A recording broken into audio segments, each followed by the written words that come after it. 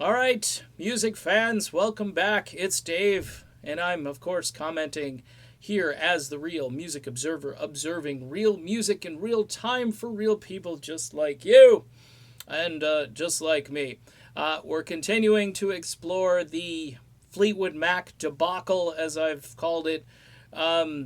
Folks, look, if you have somebody who's above you, say at a job or whatever, and you know that that person is, say, more proactive than you and might be more knowledgeable in certain areas as you, and it eventually it trickles down and puts pressure on you as a person, and you know this, and you walk around thinking, if that person would just leave, my life would be easier. Well, there you go.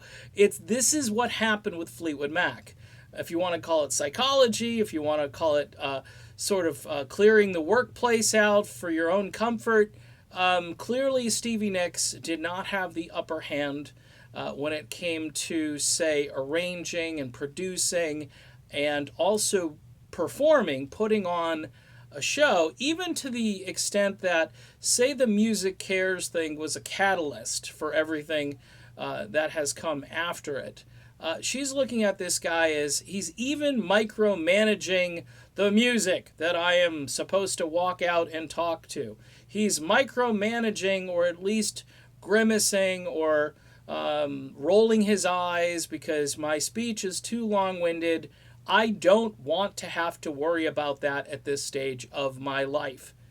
And there you have it. Now, I will kind of side maybe 10% with Stevie because I've I've worked underneath people like this, and hence that's why I do a video channel now, because typically it's easy to get prideful.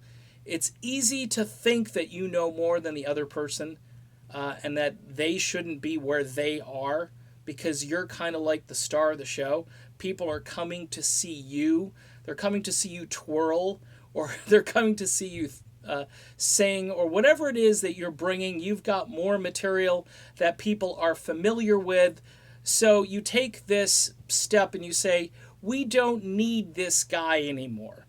You know, as much as he was kind of a catalyst for everything we are at this stage, because it's kind of like you wind up a toy and it goes off by itself for a long period of time. Lindsey wound everything up, and Fleetwood Mac has been going on its own.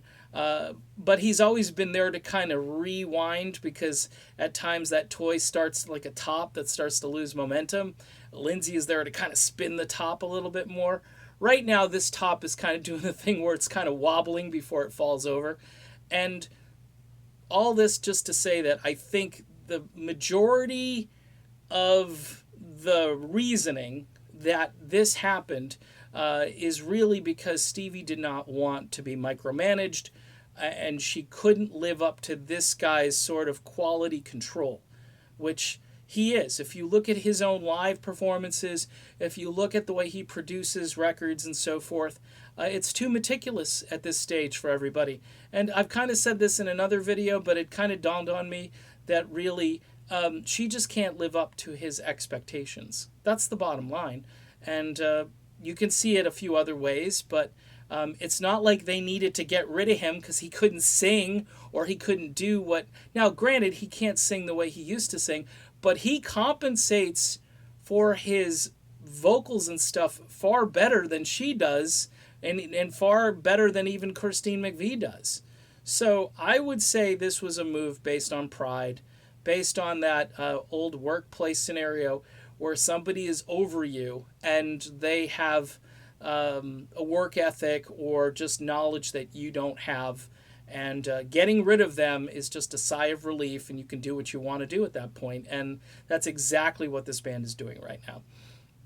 All right, done with this video. Be back soon with more.